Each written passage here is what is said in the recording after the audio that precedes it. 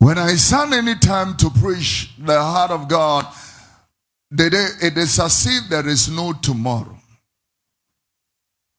That is why we need to be able to preach the scintillating gospel of Jesus Christ with a lot of ebullience and belligerence to tell the people that repent and make it right with God, especially the people in church. The people in church feel that they are saved, and yet they are hiding under the Bible. And all manner of stuff is going on. So he said in 1 Peter chapter 4 and verse number 17, for the time has come for judgment to begin in the house of God. The Bible said if it begins first with us, what will happen to the people who obey not the gospel if it is going to begin with us?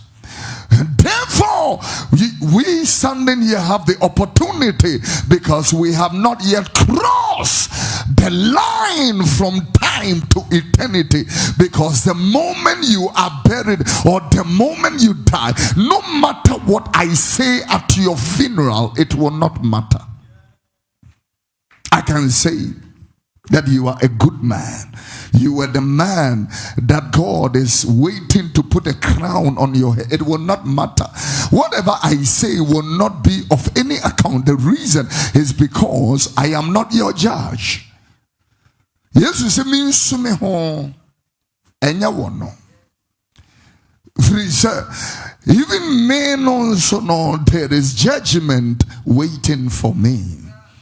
And so when Jesus was speaking in Matthew chapter 3, when he got to verse number 10, he made a submission here, and he said, and now also is the axe laid upon the root of the trees. Therefore every tree that bringeth forth not good fruits, the Bible said, is hewn down and is cast into fire. Then he proceeded and he said, go to verse number 12, where he made a submission. He said, whose winnowing fan? Okay, it will not make sense. So go to verse 11, and he said, I indeed baptize you with water unto repentance, but he that cometh after me is mightier than I, whose shoes I'm not worthy to loose. He shall baptize you with the Holy Ghost and with fire. And then he said, the winnowing fan is in his hand, and thoroughly he will purge the floor and gather his wheat into the garner. But the Bible said he will burn the chaff with unquenchable fire.